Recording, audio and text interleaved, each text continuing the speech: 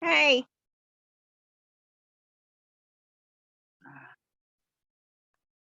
Oh, hey, Mr. $3,000. Hey, Rhonda. He still hadn't taken me out to dinner.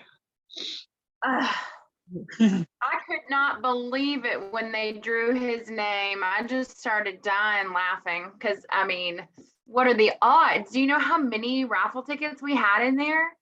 We had hundreds, if not 1,000. Oh, wow. And his name was drawn. Crazy. Hey, bud. Her birthday was yesterday. Mm. Rhonda, you had a busy day today. Yes, I did. Yes, I did. We just have been home maybe an hour, maybe an hour. So fun. Was it still a fun day? It was. It's really good. Really good. Good. Well, thanks for jumping on this call. Yeah, no problem. With Special Olympics, we just ask and ask and ask, don't we? It's all good. And we have a couple more people joining, and of course, I'm sure maybe just a couple minutes after 5:30, we'll get started. So if you guys need to go get something to drink, whatever, we're gonna wait for everybody. I think we've got 3 or 4 more people joining. So. Okay. All right, just holler our name when you're ready. Yes, ma'am.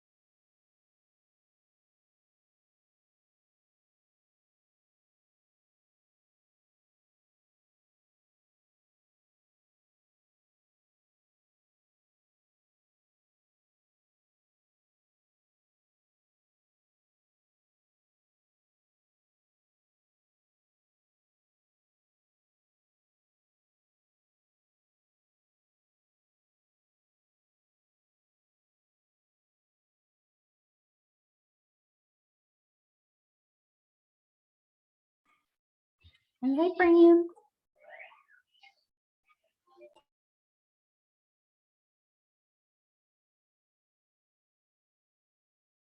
Sorry, I had my email up over, so I couldn't actually see your face for a minute. So I was like, before I go ahead and talk, I'm going to make sure I'm looking at that person.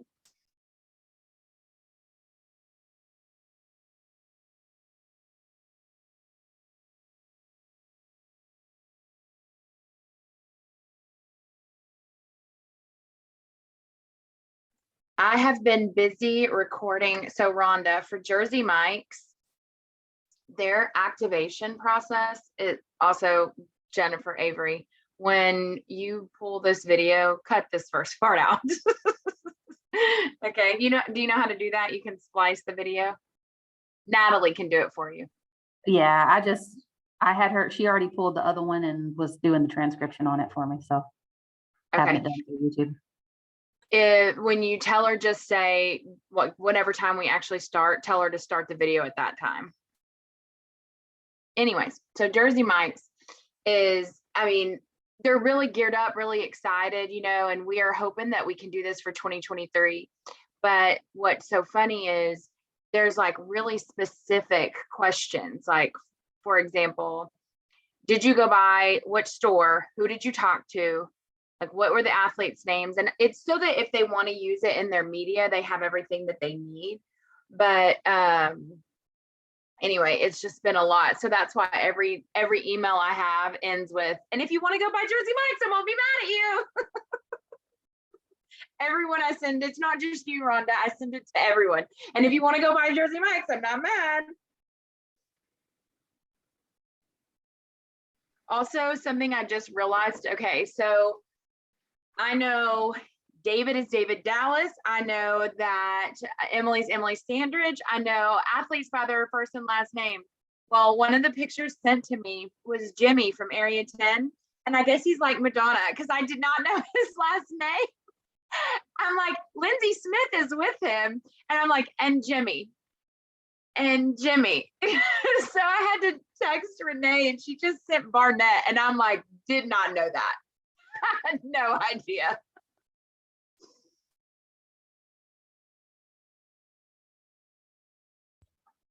Rhonda, did you find out if your Insta was hacked or not?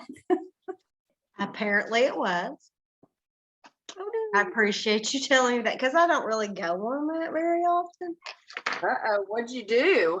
I mean, I was sending Jennifer some highs, I guess. I don't know. Yeah. Every time you get hacked, they message me. At 'Cause your 4 remember your something in the Facebook got morning, hacked. like at 4 something. And what's funny is like, so I have mine and then I have our Soaring Eagles Instagram. And just last night in the hotel, we were, I was trying to give permission to another person to post and I'd forgotten the password.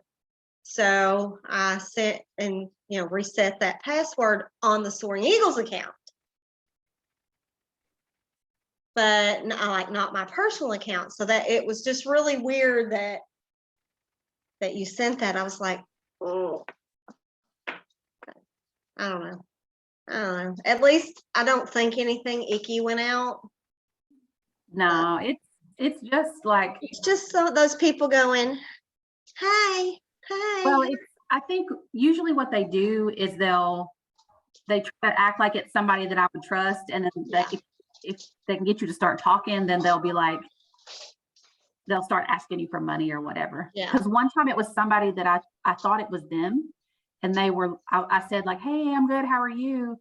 And they were like, hey, I had to go to the dentist and I have a really bad tooth and it hurts really bad. And can you help me? And I was like, it was like a hygienist friend of mine or something. And I was like, this is not her. This isn't you. Yeah. Yeah. I don't know what they're going to think they're going to get from my friends. My friends don't like me well enough to give me money. Teasing, but yeah. No. We are still missing 2 people that said that they were signing on, so I'm gonna still give it just a little bit. Okay. Hi, Monica.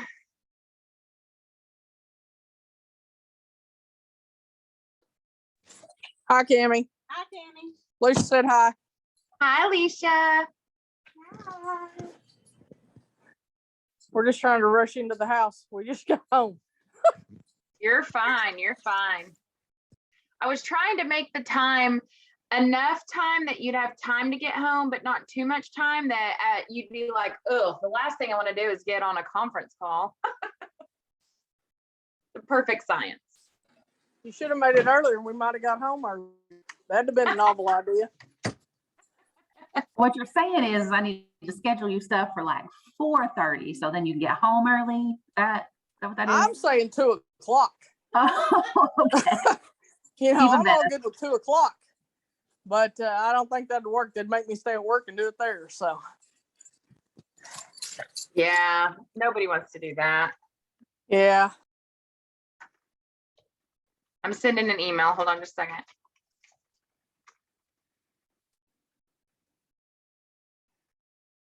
Okay, I sent the reminder email. I just hate to get started because then we have to kind of restart once somebody joins, and we'll give them just a little bit because I know Audrey really wanted to be on it, and then Leslie Faulkner told me that she would be on it as well. I'm looking through my list. That's really all that I had heard from. So we'll double check. I don't know if y'all can hear the epic, I didn't realize I wasn't muted. I don't know if you can hear the epic sword battle that's happening between my son and himself in the background. Now, I'm just hoping when I talk, you can't hear my dog chomping her dog food here behind me. It's just it's all I can hear. It's just what happens, right? It's what working from home. My dad asked if he could come and get Lucas one day, and I said yes, but I'm on a call that entire time and I'm leading it, so I am going to be speaking. And he's like, oh, I'll be super quiet. I'll be super quiet. I was like, okay. He gets here and he comes right to the door and he says, hey, honey. I'm like, oh my gosh. And then I don't answer him because I was talking, and he knocked and opened the door. Like, oh, Dad, good thing you're old. Yeah, so Dina, and I'm just giving everybody just a second more because I know that 2 people confirmed yesterday that they were jumping on. So I'm just gonna give them, maybe we'll give them about 2 more minutes and then we'll jump in. Hi, Dina. I don't think I've met you in person yet. Oh, there he is. I've definitely met him. What's up, bud? He's gonna be known as, hi, Anna. He's gonna be known as Moneybags for the next year. It's like 2 chains, but money bags. Moneybags Dallas. Don't say nothing because he might write a song about it. I'm with you though. That would be perfect. All right, we're gonna give 1 more minute and then we'll get started. Worst case scenario, I'll have to ask them the questions that I'm asking you guys again, but Jen, we will start at 5:40. So if you want to tell Natalie to cut everything prior to 5:40.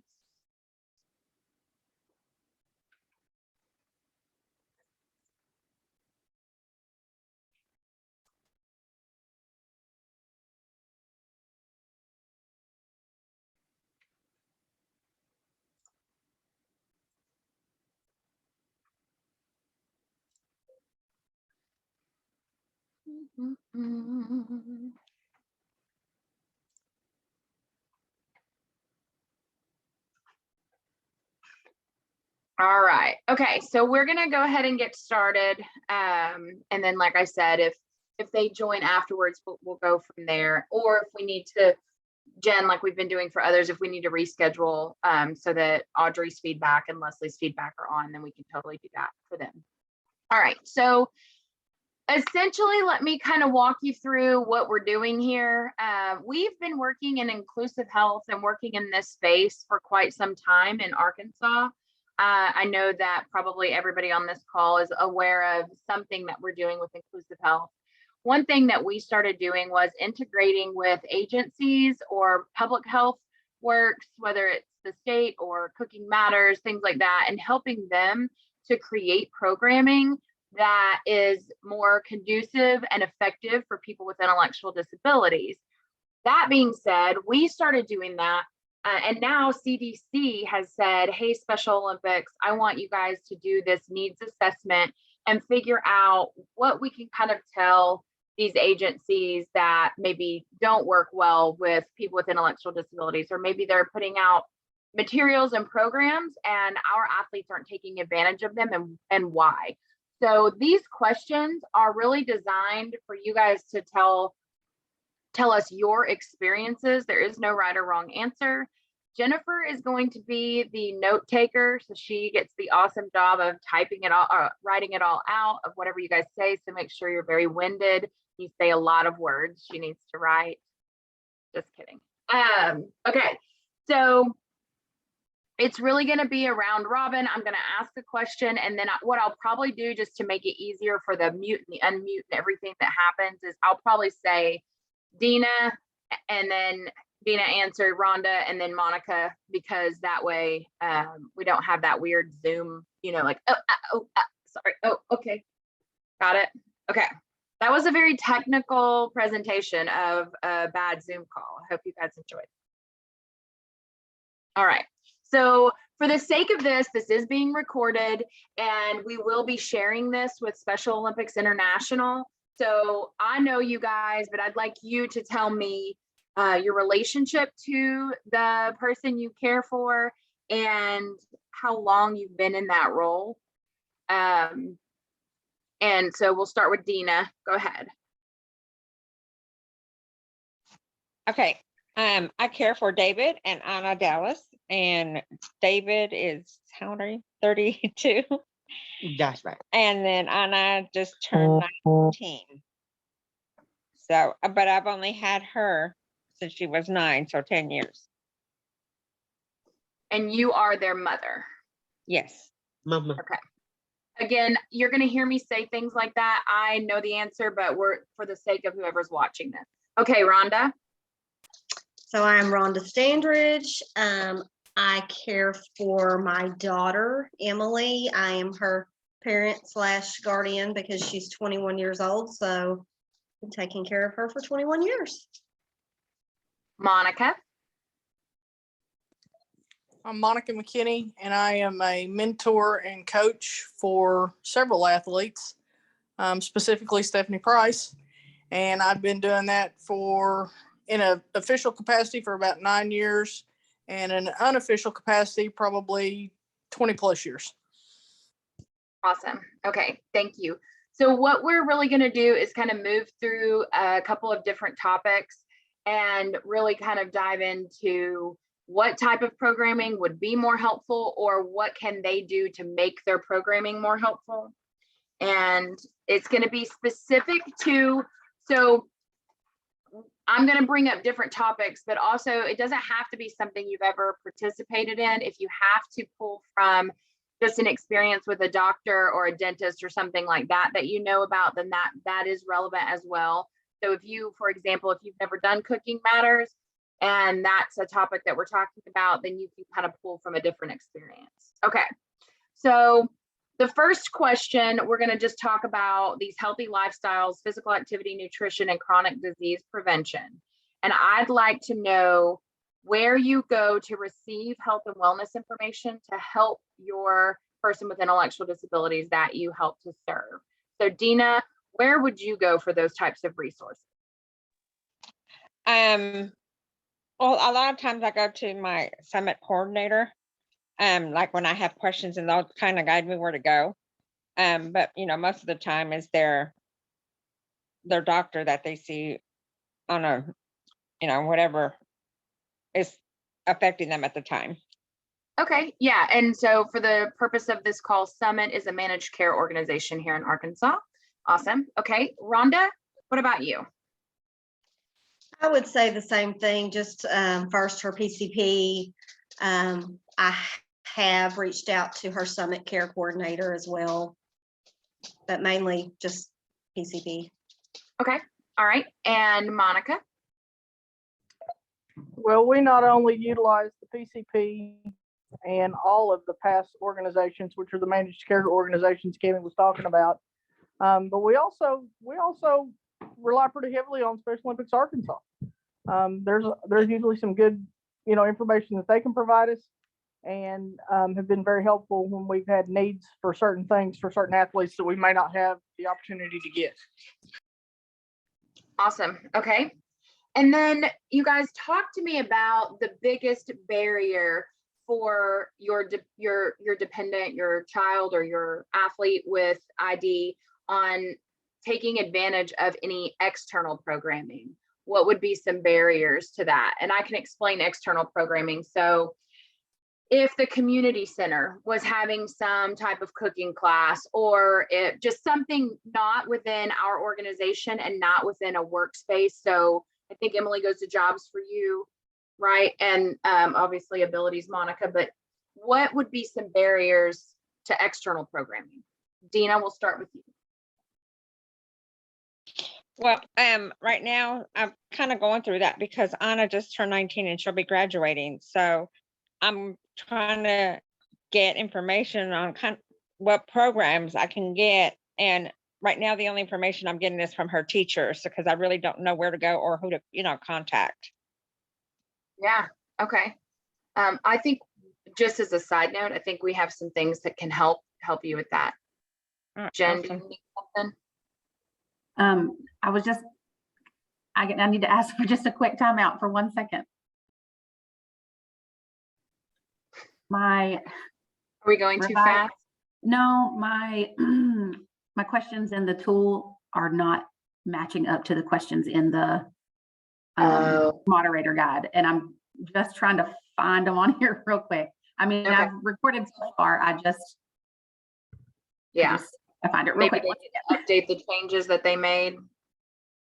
They did update the other for the athletes, but I think I'm using the right question guide, right? The one, the newest. Let me explain. So we received this needs assessment, and then we sent back to them that the questions we had issues with, and then they worked with us to change them. And so I told Jennifer before we started today, I was like, I got the newest one, right? And these are the questions that we wanted, right? So then when she said she couldn't find the answers or the toolkit, I was like, oh no, did I grab it's not like we've never done that before, right? Grab the wrong version at some point and keep going. well, they only give us about 3 at a time, I feel like, most of the time. Yeah. Okay, I'm just gonna type it into the moderator guide and then go back and And then adapt. Okay, that's a good call. All right. Would you mind, Dina, could you just say that one more time for me so I can retype it? I'm sorry. Sure. Thank you. I was saying that right now I'm kind of going through that because Anna just turned 19 and she'll be graduating. So I've been trying to figure out what programs there is for her. And the only resource I've had is her teacher. And they've been sending me pamphlets with these Seals and other organizations of what she can do after she's graduated.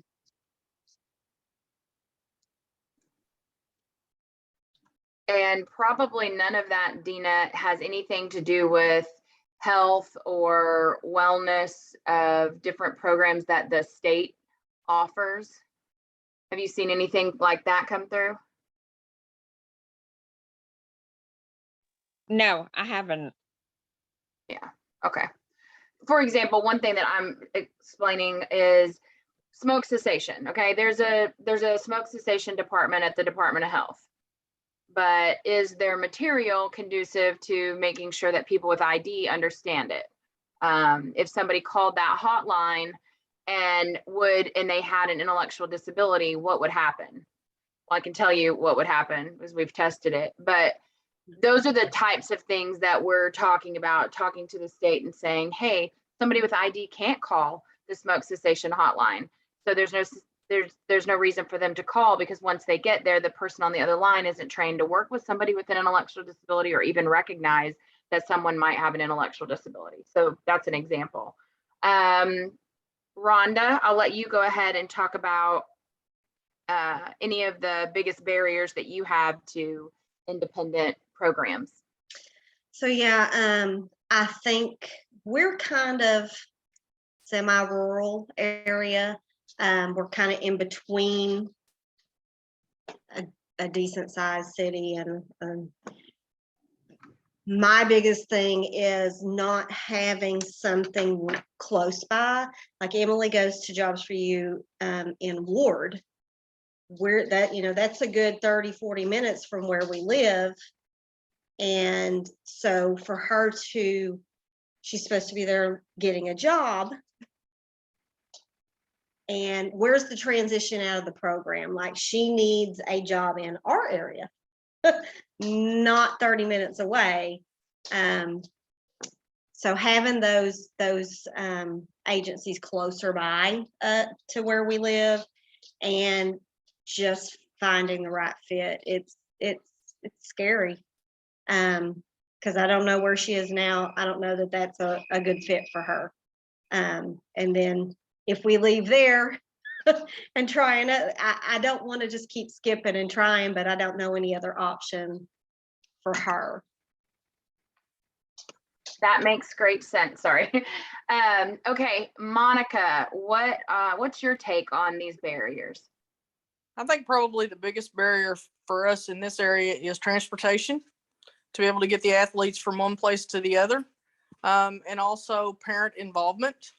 We do a lot of that. We do a lot of transportation for the athletes. We do a lot of transportation to and from different programming situations, practices, events, different things like that. And I think that's probably the biggest barrier that they have, is not having transportation available to be able to get to these places, especially if it's an after hours situation. So one of the things, this is off script, Jennifer Avery, so just be prepared. So one of the things that we know is true in Arkansas is that there are Abilities Unlimited and then Jobs for You. And that is a lot of times where our athletes get all of the information. So what I'd like to know your feedback. My thought is that when we go in to work with these agencies and say, hey, here's some programs you offer: smoke cessation, nutrition, physical activity, but here's the program, here's why people with intellectual disabilities are not taking advantage of it. Because most of the time, that's going to be performed by one of those work centers or sent home with somebody from those work centers. So that connection needs to be made. And then also on the flip side is, because of transportation being a barrier, rural location being a barrier, you might not be able to take advantage of it if it's not something sent to that central location. Is that what you guys, is that what you think as well?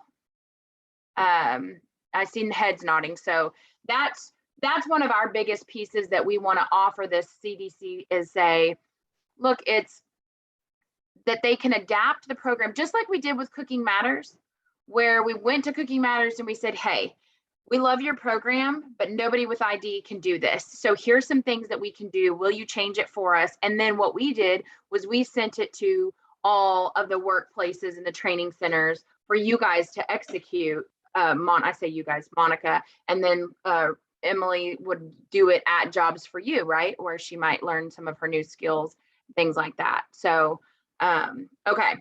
I think we're all on the same page there. Cammie, can I add something to that? Of course. Something else that I think is very important, and this is one of the things that we did with Cooking Matters, as you well know, is we went to the Train the Trainer course that they had, and we also took athletes with us. And those athletes were trained, and they can be peer mentors for the other individuals that may be in the program that need those. And that might be something that you could add to it that would be a positive for everyone. And it doesn't have to be just the people that go to the different work centers or, ADDTs, whatever you want to call them. But it doesn't have to be just for those people. Other people can come in and do those things. And they're always, at least at Abilities in Fort Smith, they're always welcome to come in and join and participate in those situations.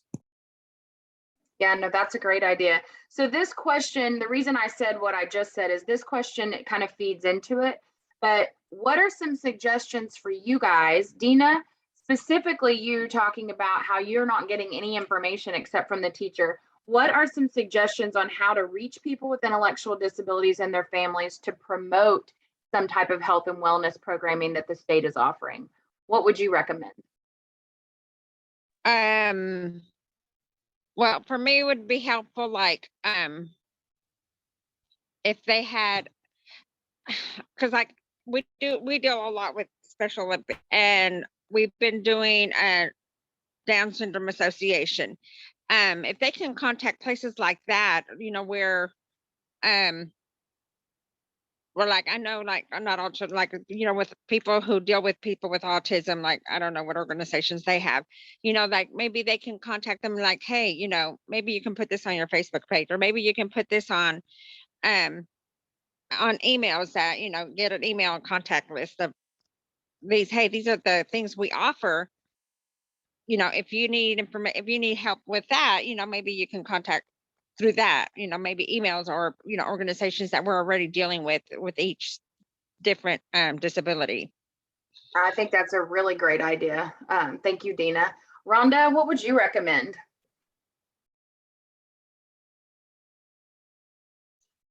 I'm sorry, I spaced a minute. That's Yeah, I agree. Sharing, definitely. A central data source for all of that information. I know looking for information like that, I get sucked down little rabbit holes here and there, and I never Too find what I'm looking for. Right, it's too much. Mhm. Well, and one of the things, Monica, before I get to you, one of the things we constantly are telling programs like that is that we are a distribution channel. People who are looking for those resources, that's what we can help do, is push that information out. But what we will not do is push a program or a service out that we haven't vetted that is going to actually help people with intellectual disabilities, their caregivers, et cetera. So that's one benefit is, if it's coming from us on our end, we've at least pushed it, taken a look at it, that kind of thing. Monica, what is your thought on ways that people can reach people with intellectual disabilities and their coaches? Well, obviously just getting the information out there. And I think it's also important that everything is picture oriented, because I know a lot of the athletes that we deal with, they are unable to read. And if there's a picture, they can usually kind of figure out what's being talked about.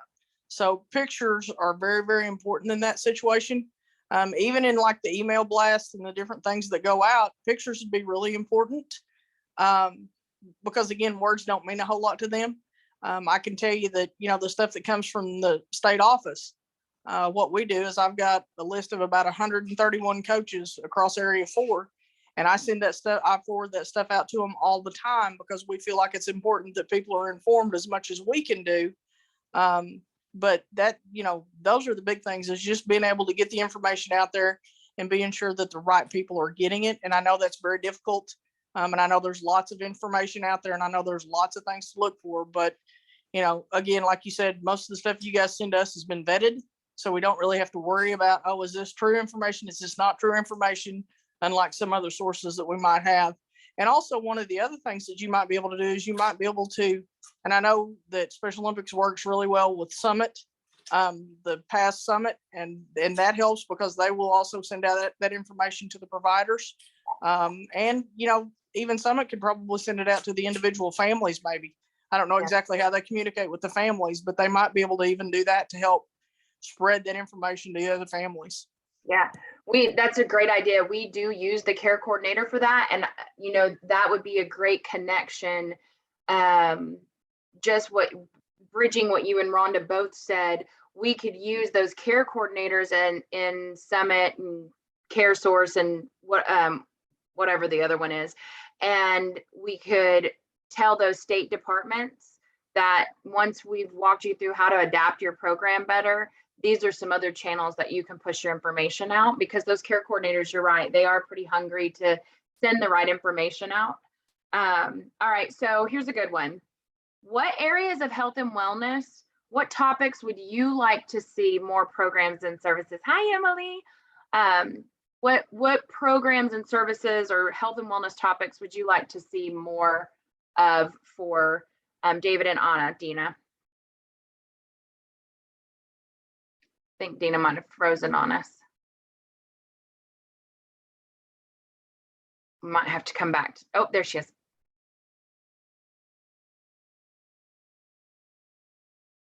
Dina, I'm going to let your phone catch up with you, and I'm going to come. Oh, there you are. Okay. All right. Well, for me, I know there's a lot of information geared for younger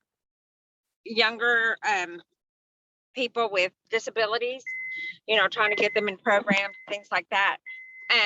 But like for young adults, trying to get information for them I've had a lot of problems with that. So what type of health and wellness topics would you want information on, Dina? Like for instance, for Anna, like sexual activity, or when trying to get her to understand, you know, her periods. You know, I have her on depot, but like when she first started, it was scary for her. She didn't understand, like what was going on. She would Women, hide her clothes thinking she did something wrong. right. Women's You know, health, things okay, were, that's- I'm sorry. Oh, I was just telling Jennifer, women's health. So to write that down, because we're Yeah, taking notes. women's Go ahead. health. And then for like for David, you know, information on sexual activity for them. You know, he does, you know, he wants a girlfriend really bad. Well, he has to understand what's going on with him too. Yeah. I don't know how to explain it, you know, because I don't know what he's going through. Yeah. Well, we Special Olympics that we in Arkansas, there is a women's health. I don't know if you're familiar with it. It's called Women Be Healthy. And it is designed to walk girls, ladies with intellectual disabilities through women's health stuff. So if you'll remind me, Dina, I'll connect you with that. Sorry, if I know about a resource, I can't move on. Things like that, like, you know, we go to Children's Hospital, they tell her, okay, we're going to put her on depot. But then from there, I don't get any more information. Like, you know, what do I need to explain to her? What do I need? You know, when she starts asking questions, how can I relate to her and come down to her level? Well, and another thing that you just pointed out, Jennifer, for us to put in the notes is when you go to the hospital, Children's Hospital, or her doctor to go on depot, those state programs that offer these programs should be a resource and a referral from that doctor. Hey, maybe you can use this Women Be Healthy, or maybe you can talk to this group. So that's another place that state agencies can do better, connecting right there at the medical professional as well. Thank you, Dina. Rhonda, what are your ideas for what topics of health and wellness or areas of health and wellness do you think that the state needs to focus on? I completely agree with Dina on that. You know, women's health, men's health, any kind of just help with navigating that young adulthood, because it's it's different for each one of our loved ones, and they're all at different levels, and it's hard to say, oh, well, Emily's 21, she should be doing this, or oh, Emily's 21, she shouldn't be doing this. And it's just a really fine line to walk down. And like Emily's on the depot shot as well, and we haven't gotten any other information past that. I mean, it's just, okay, here you go, come in every 3 months and you're done. So definitely those more intimate subjects for young adults. Okay, thank you. Monica?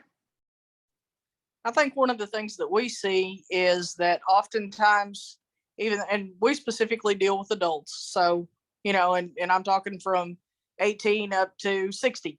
But I think oftentimes, instead of those, when they're young adults moving into a young adult class, say, for example, in church, they don't move them into the young adult class, they leave them in the younger classes.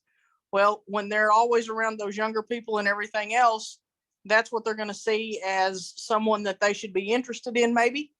And I think for them to be able to have peers of their own age to be able to express those things with and to experience those things with, I think that might help that some. But I totally agree. I think that sexual education is very, very important. And again, we all experience all that stuff all differently at different ages, different levels at different times. And a very big miss in this population. And it's a big, huge miss in this population, because people are like, oh, well, they don't think about that. Yes, they do. You know, they're just like we are. And so that's one of the things that they need to be sure to have that opportunity to be able to express themselves, not so much actively as far as we're concerned, but express themselves with concerns and questions and understanding and what works best and how does this work and how does that work, and understanding their own body. And I think, you know, if you can understand your own body, I think it's probably easier for you to help understand others. So that reminds me of a meeting that I was in where it actually was a state-run agency. One of the other pieces we were trying to work on, and the topic of breastfeeding came up, and people with intellectual disabilities.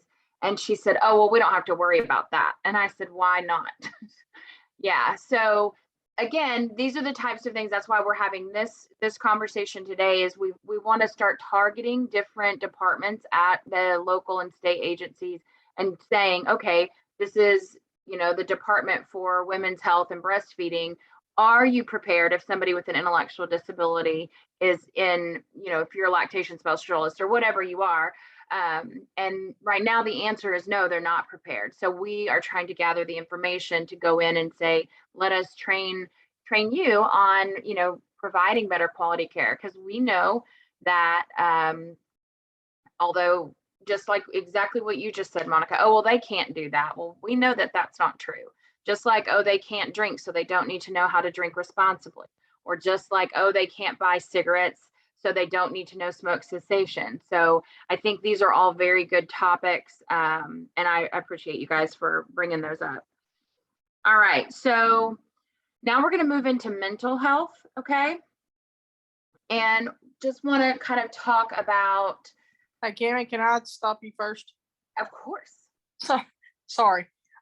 Something else that is very, very important with both males and females is the fact that when they go to the doctor's office for their physicals, their yearly physicals for Special Olympics or for a program that they may be involved in or something else, a lot of times they don't do blood tests and they miss a lot of things on these athletes. They're going to go in for a full physical. Why would they not do a complete panel blood test and get those results of that stuff? We've had that personally happen.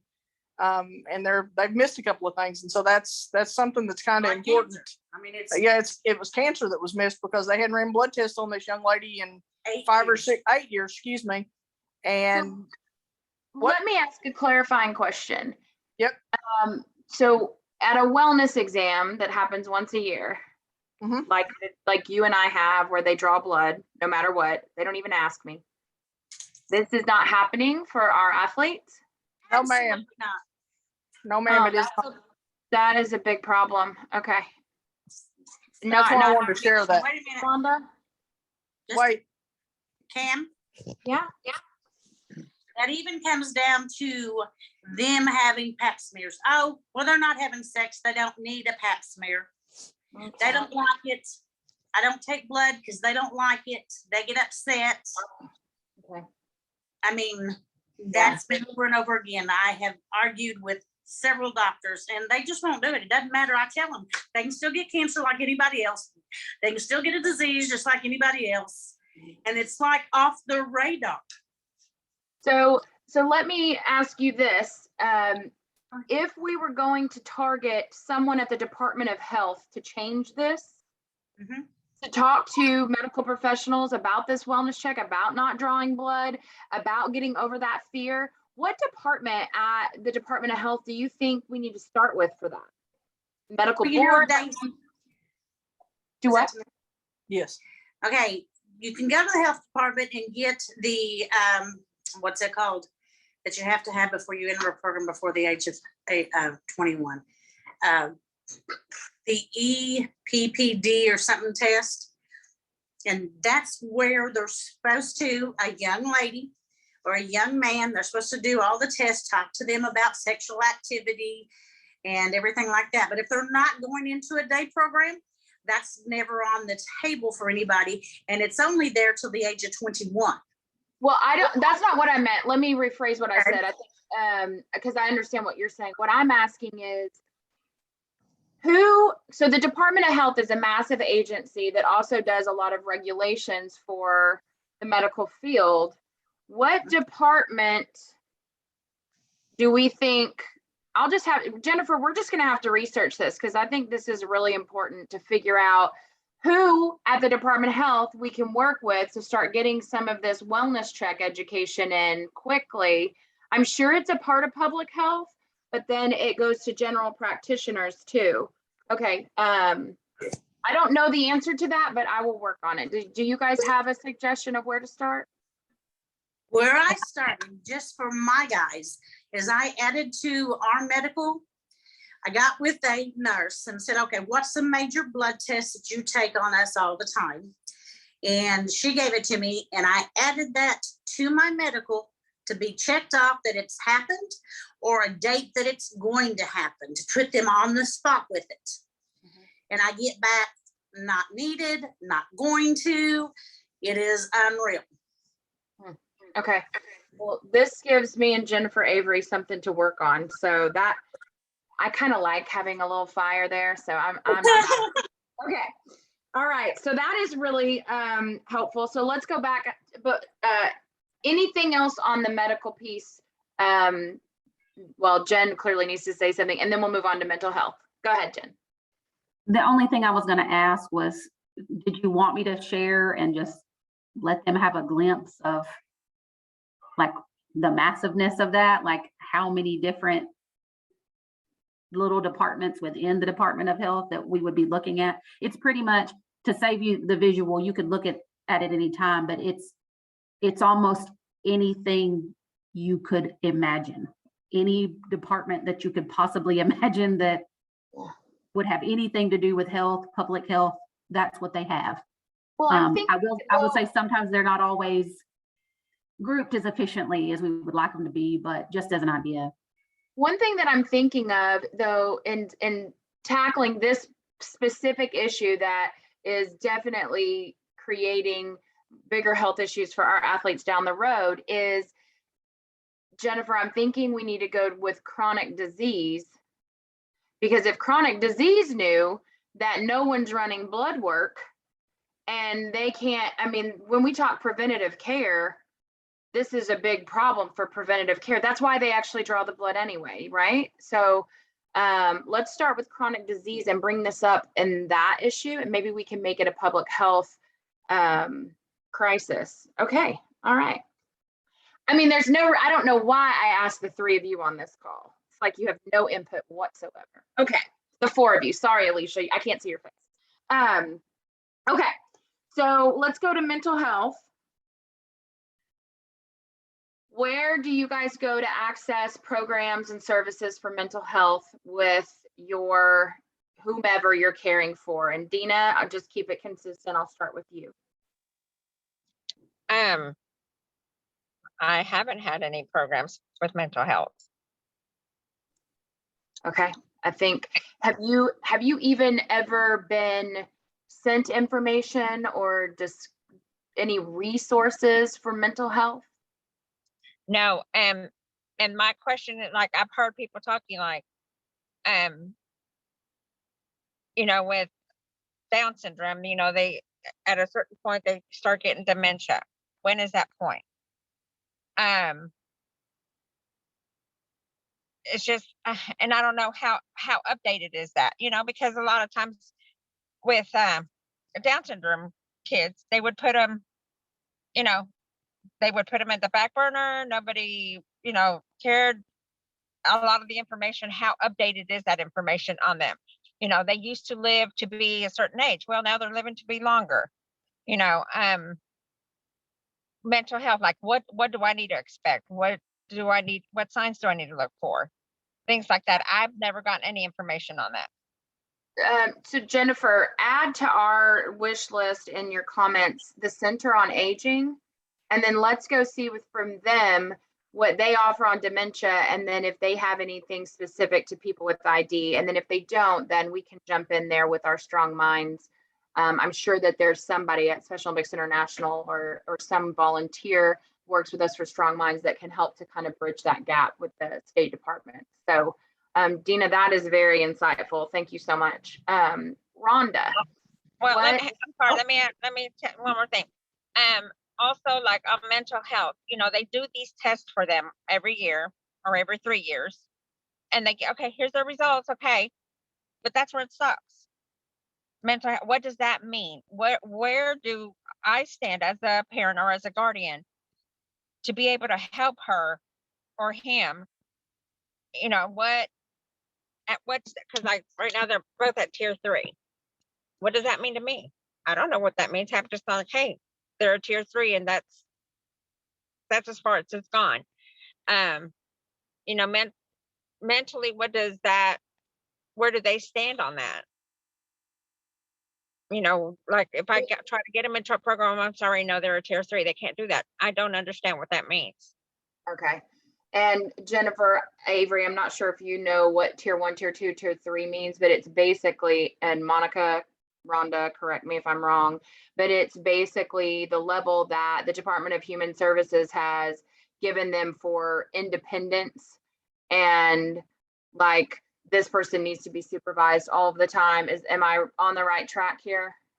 Or is there a different level of tiers? Okay, all right. So I just want to make sure that, again, I don't know if tiers are only done in Arkansas, or so for anybody who's watching this call or who we're doing a transcription for, that they understand that that is really saying, if you're a tier 3, you need 100% supervision or that kind of thing. If you're a tier 2 versus tier 1, right? I might have the tiers wrong, Yes, but that's correct.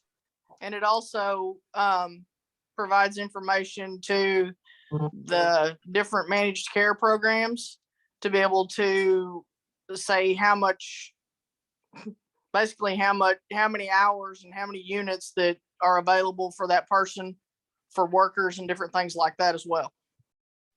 Okay, and that is because it's based on their independence level. They would need more hours. Okay, all right. All right. Thank you. Okay, Dina, thank you so much on your mental health update. Rhonda, talk to me about anything. It could be, and let me also say, mental health could be stress and anxiety. It could be therapy. You know, that there's a huge bridge here. So feel free to touch on any of it. We haven't needed to access any mental health information for Emily yet. You know, she has a little bit of anxiety, but we just deal with it.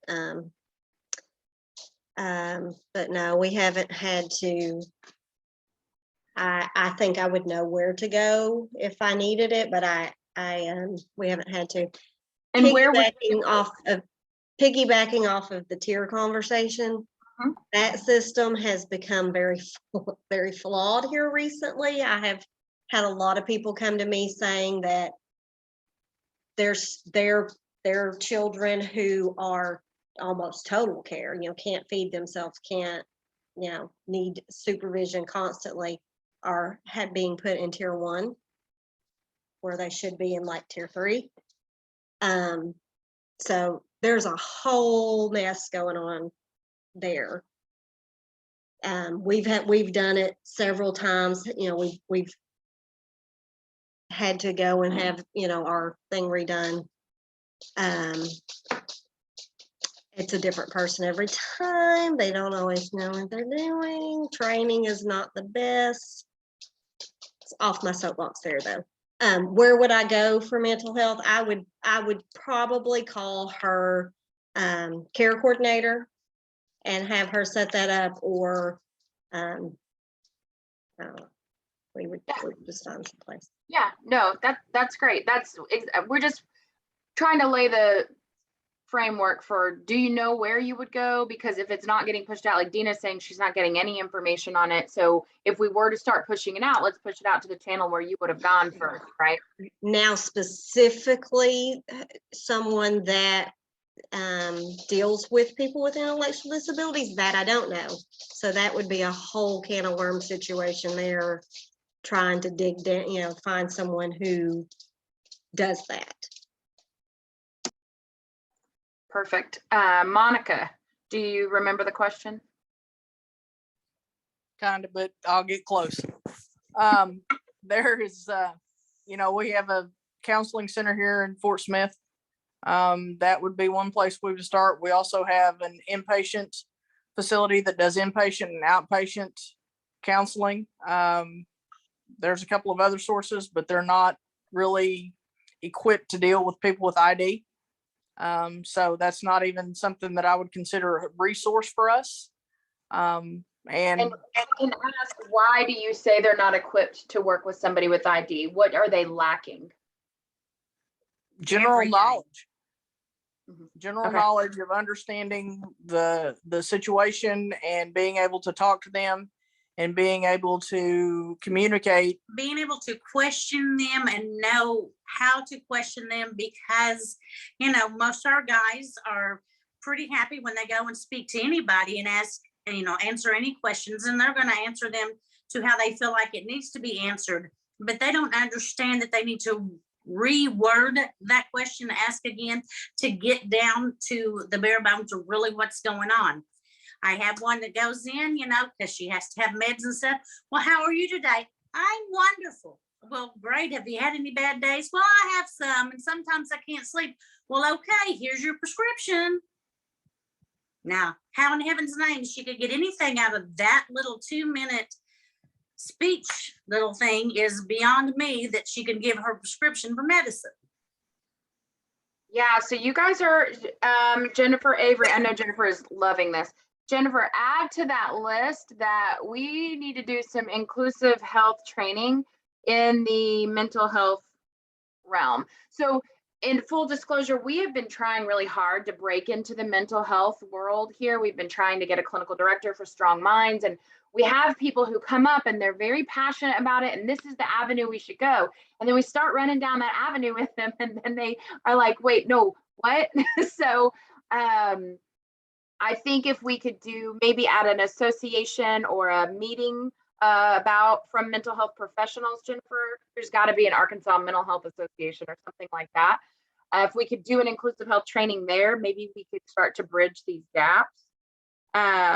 All right, and so the next question is what we just answered. It's what would make mental health programs more accessible. I think we've already taken that one.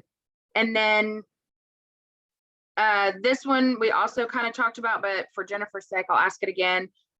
What information or has been pushed through, whether it came through an agency, Monica or Rhonda, whether it came through the schools or the special education system, Dina, whether it has come through Summit, any of those avenues, what have you seen on tobacco and substance abuse or programs for people with ID? I personally haven't seen anything from not the school, not Summit, not from Integrity, from nobody. Okay. Monica? Just the stuff that we've seen come from you guys. Okay.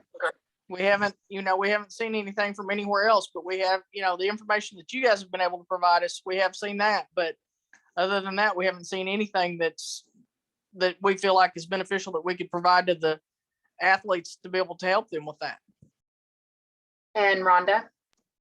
Same, just things that we've seen during Healthy Athletes or whatever. That's it.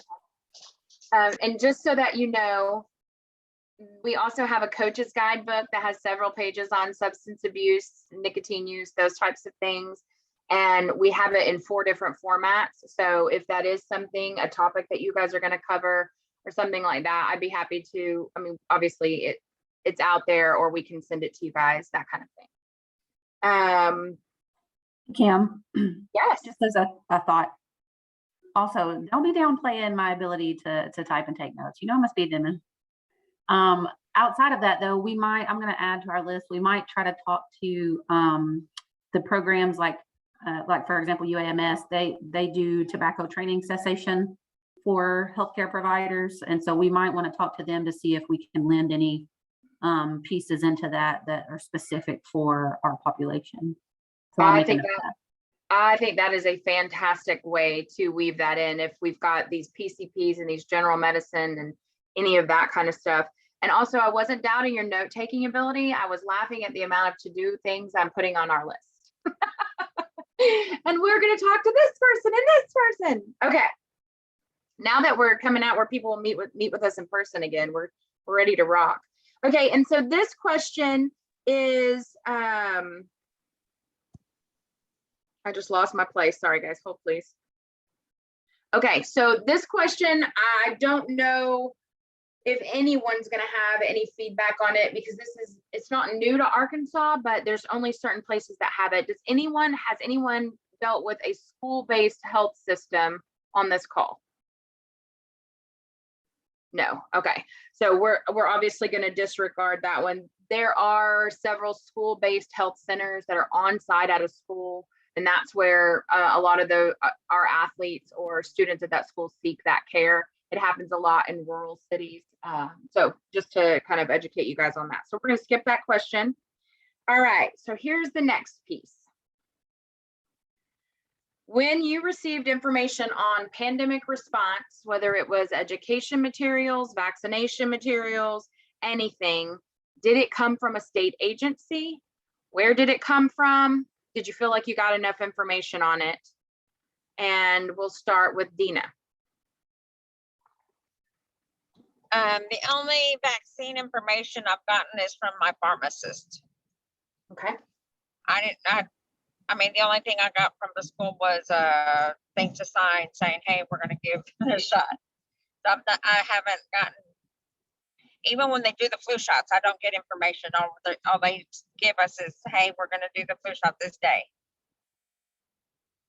And did you receive anything in pandemic response through your care coordinator, Dina? I did not. Okay. All right. We need to talk to your care coordinator. Well, and that's another thing, you know, talk to the care coordinator, talk to Integrity, and they pass the buck back and forth. And then I've had 3 care coordinators so far. That is a problem. Yeah, that's a Question. big problem. We continue to keep training those care coordinators in inclusive health, and it's a revolving door, you know, it's a high turnover position. I Okay. have a quick question. Are the care coordinators like the same as like Shay when she talks about workers, like her worker? Is that a care No, coordinator? actually, that's a good clarifying question, Jennifer. No, Shay is talking about waiver workers. Okay. When we talk about care coordinators, they actually work for the managed care organizations, and they are assigned to essentially facilitate health type topics. It's a little different in Arkansas. And then of course, dental's carved out of that, but no, those are employed by Summit or CareSource or Total Care, and they're just assigned essentially everyone. And then during open enrollment, they can change vendors and things like that if they so choose. Does that help clarify? Yes, thank you. Rhonda, what, talk to me about your pandemic response resources. No, we didn't get anything. Just like we're taking our clients to get this shot, and if they don't get this shot, then they gotta stay home. Nothing. So did you guys receive anything excluding outside of our So Ready stuff about the pandemic in general? No. Okay. Monica? We did receive stuff from DHS. We also received stuff from DDPA. And they provided some information, but as far as, you know, and then obviously the So Ready stuff, we got that. But nothing specific, you know, that was really information that we felt like we could use. You know, and the other thing, That's what we needed to do, that we already knew what we needed. yeah, they didn't give us any information on what we needed to do. What can we do? And another thing, you know, with the care coordinators, you know, most of those care coordinators have 50 to 60 members, as they call them, underneath them. And so, you know, that's part of the reason why that's such a high turnover position, just so you know. That's a good point. And yeah, so the difference there, I think, especially that's important to note, Jennifer, is Monica received things from DHS and DDPA, which is a association for providers that offer services for people with intellectual disabilities. But it's because she's in the unique position that she's an employee there, whereas Rhonda's a mom with no affiliation to a program like that, and Dina is a mom with no affiliation to a program like that. So as we suspected, our centers and our day programs is where the information is going. Yeah. Okay. I think we've answered how useful the information was. Most of it coming from DHS was not really anything special. It was just kind of exactly what they're sending out. Yes, Rhonda. Yeah, and if they were to send it out, it would not be where Emily could understand what she needed to get out of it. So it would have done her no good to have received it because she couldn't have understood it anyway. Right. Yeah. And that's really why we created our So Ready stuff, so that we had different pieces and ways to explain to athletes. And This is Cammie, what- let me clarify that ours was stuff just to follow. It wasn't really for educational purposes or anything like that. It was just suggested guidelines for us to follow. Protocol on how to do your day-to-day activities Correct. safely. 6 Oh, foot gotcha. apart. 6 feet Not apart, how to- math, blah, blah, blah. See, and that is a missed opportunity because they could have been sending stuff for you to educate your clients with. Emily could have gotten something home. Okay, yeah. All right. Perfect. All right. That is helpful. And then this is a loaded question. So just know that this is what is your experience with dealing with any developmental disability services such as Medicaid, SNAP, WIC? I know maybe even that's a whole nother time in itself. If you can tell me what the best experience you've had and what the worst was, and then we can go from there. Because I know our Medicaid system right now, we're fighting our own battles. Dina, what's your best and worst experience with state services for developmental and intellectual disabilities? Well, like I told you, I have to talk to one, they pass the buck, so I have to talk to another one, they pass the buck. That's my problem right now. And the worst one is how many trees they're cutting down because how many papers I have to keep up with. And just in the past 3 weeks, I have a stack this big between both of my kids of stuff that I have to keep up with. And it's just, it's frustrating. And then, I have to keep looking to where I can find the information. And there's not a central place. I know we have my chart now and I've done both, but they don't have access to that. So I have to get on my phone when they ask me a question and look for it, when was their last thing, or when was this, from one hospital, because I go to UAMS and I go to Children's. So it's just, having to go to so many different people in so many different places to get just information that they need. That sounds like a really good one. And I know that to be true, is that well, no, you've got to get that over there and that. And so you could spend 6 months just trying to do one thing. Yeah. Thank you, Dina. Rhonda? So I think the worst thing is just the fight to get and keep what what Emily deserves to have. Sometimes it's a struggle. Sometimes they like to slip things in there, and they'll send one notice, and then you're without coverage. The best thing, I pay for pretty much everything she needs. Other than that, Yeah, no, that's understandable. Monica, what have you seen from your end? We see the same thing. We see, always having to have multiple copies of everything and turn in things multiple times, over and over and over. They Never lose turn things, anything in that you don't have a copy of. and they lose things, and they'll say you didn't turn it in. Then we have copies of it, and we say, oh no, we sent it in this day. Oh well, yeah, we found that, and then 3 days later you'll get the same notice, and so it's just a paper chase. On a good day, that's what we do, is chase paper. Now, when it comes to the housing authority, they're on top of it. We they say what they need, we give it to them. There's not a lot of hassle with the housing authority. We seem to, and it all comes down to truly, if you can find one person that's the caring person in that organization, that group, and keep up with that one person and always communicate with that one person, you're going to get further with everything. Okay, so I'm going to read some generalizations that I took from our call, and I want you just guys, if I'm off base, then please correct me. And then I have one more question, and then I'm going to let you have your night back. So what we wish health agencies knew about people with intellectual disabilities is to use pictures, to understand how they process information, and to know that just any general handout is not maybe going to work, to ask the questions and to take the time. Would you guys all agree that that's where we're at there? And then the next one is, what do you think needs to be done to improve access to care? Well, I think we've talked about on the Medicaid end, what can we do to help this paper chase? I'm not sure we're going to answer that in my lifetime, but we're going to put that on the list. Making sure that with mental health specifically, let's focus on getting some inclusive health training for those therapists and that information.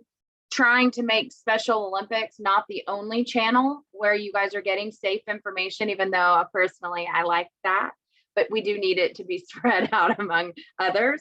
And we talked about transportation and how that becomes an issue. And then also, I think making sure that people at the Department of Health and all of the many agencies understand that what the access to care looks like and what those needs are and how to distribute that. For example, where are our athletes? Where should you be sending the information to? What does that need to look like? And not to expect an agency like an Abilities Unlimited to take pandemic response materials and then create their own to make sure and educate. That should have come down ready-made. And then we also talked about the overall general medicine, the blood work, and talking at chronic disease about preventative care and how we're failing people with ID on that end. And then my last summary is, what do we think is the biggest problem and access to care? I personally think that putting what you guys have said together is people understanding their needs and how to take the time to hear them and then to give them the correct directions in response to their own health. And then we know that the other biggest problems are the Medicaid system, transportation, access to care, going back to rural locations and things like that. But mainly, if we had more doors that our athletes could walk through, that they could receive quality care. Is that what you guys would say is the biggest need? Understanding. Understanding Yes. that this thing, and understanding that they are adults and not children when they get to the adult age.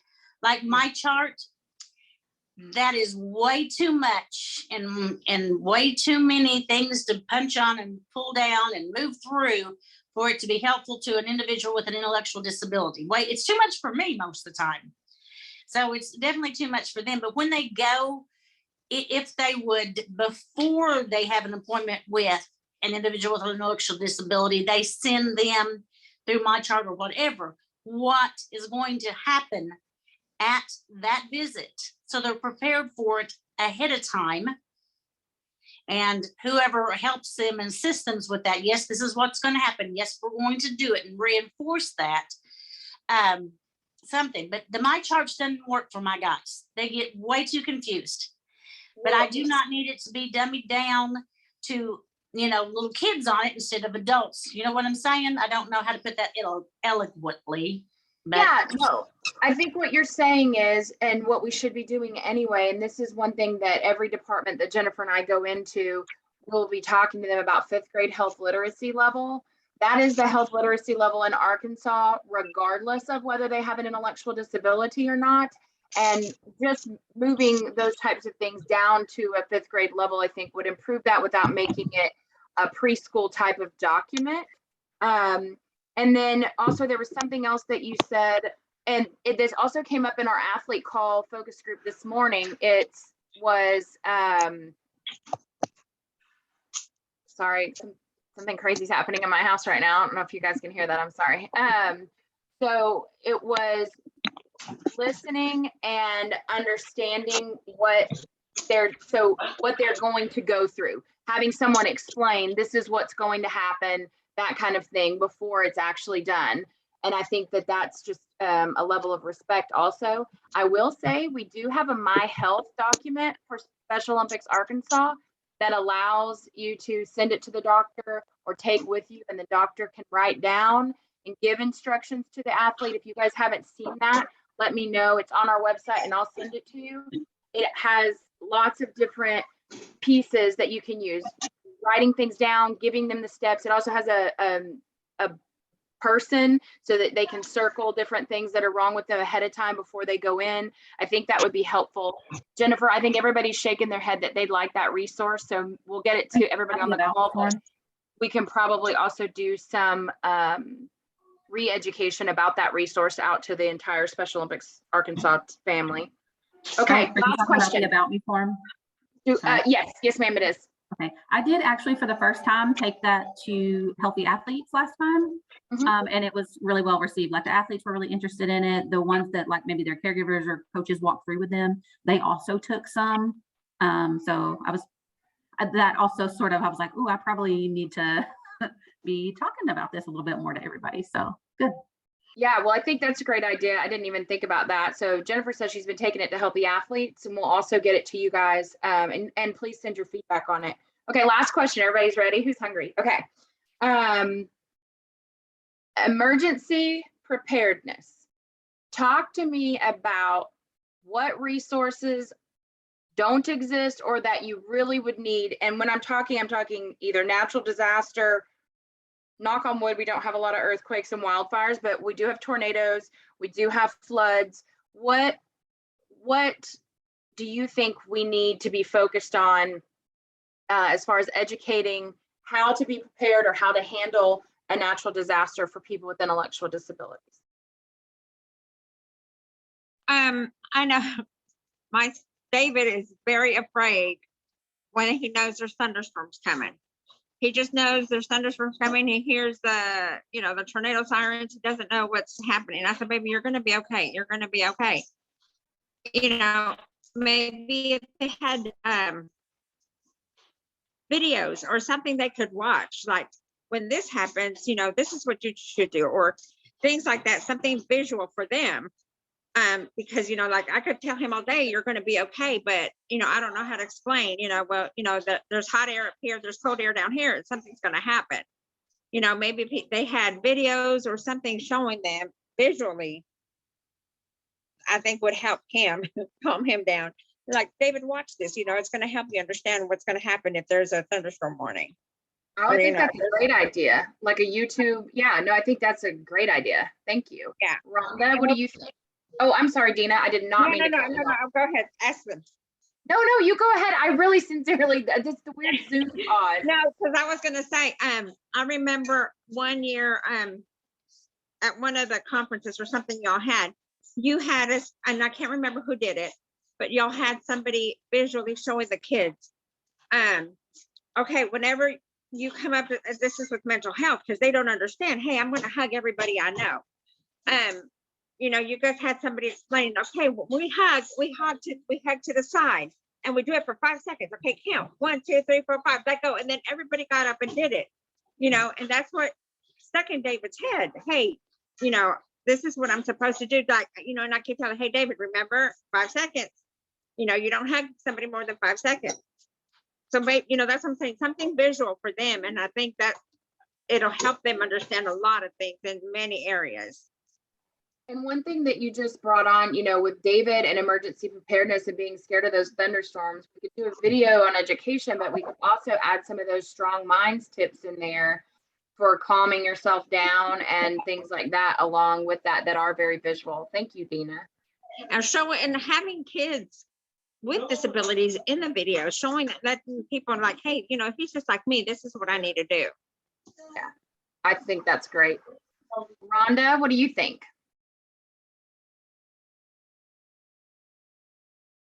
Yeah, I really like what Dina said.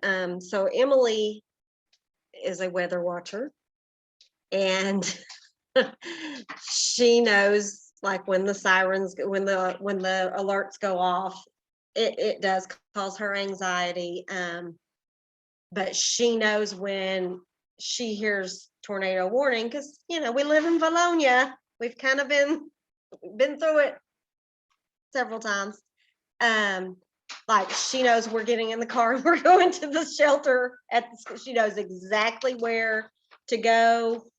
Any part of town, locally here in Valonia, she's like, I can go here, I can go here, I can go here.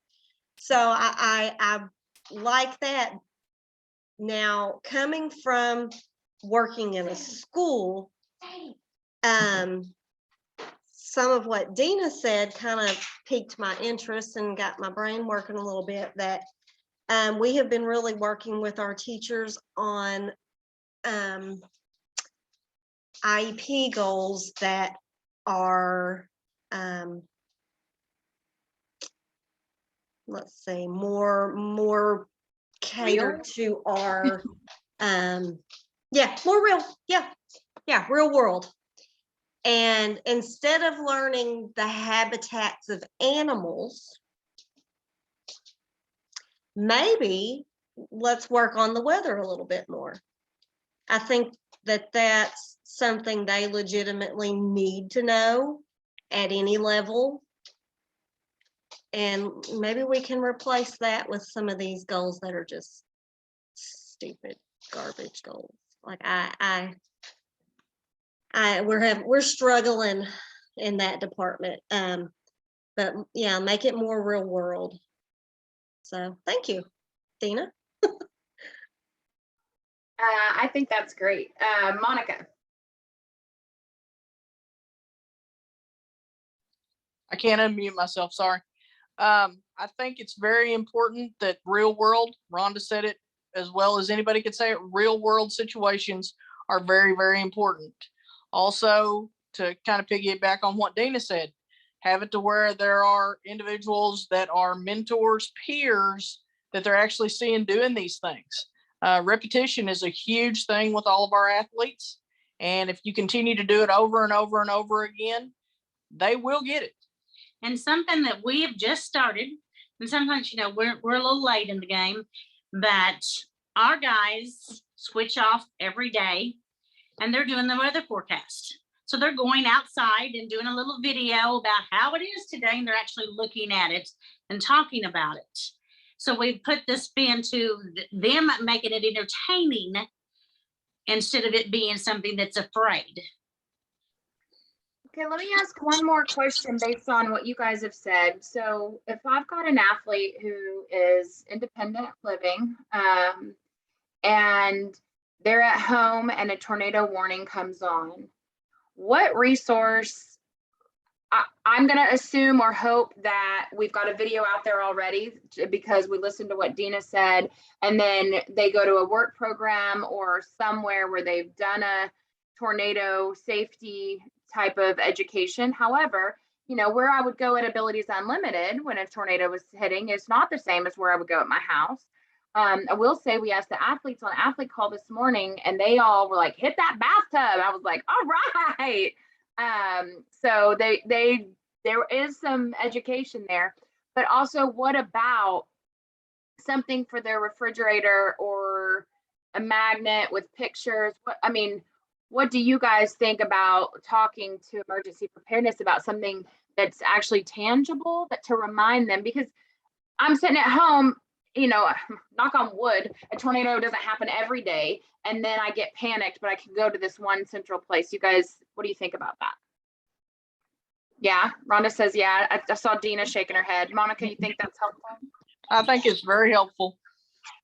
Okay, what we have and what we've done, which it's been coming to a program, is we've made a weather calendar. And so the peak seasons of any of our, tornadoes and snow and all that stuff is on that calendar. And there's always a note Where am I gonna go if the tornado comes my way? Where am I gonna go if my power's out?